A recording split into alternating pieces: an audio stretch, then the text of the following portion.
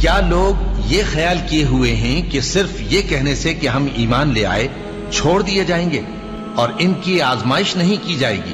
اور جو لوگ ان سے پہلے ہو چکے ہیں ہم نے ان کو بھی آزمایا تھا اور ان کو بھی آزمائیں گے، سو اللہ ان کو ضرور معلوم کرے گا جو اپنے ایمان میں سچے ہیں اور ان کو بھی جو جھوٹے ہیں۔ کیا وہ لوگ جو برے کام کرتے ہیں یہ سمجھے ہوئے ہیں کہ یہ ہمارے قابو سے نکل جائیں گے؟ جو فیصلہ یہ کرتے ہیں برا ہے۔ جو شخص اللہ کی ملاقات کی امید رکھتا ہو تو اللہ کا مقرر کیا ہوا وقت ضرور آنے والا ہے، اور وہ سننے والا ہے، جاننے والا ہے۔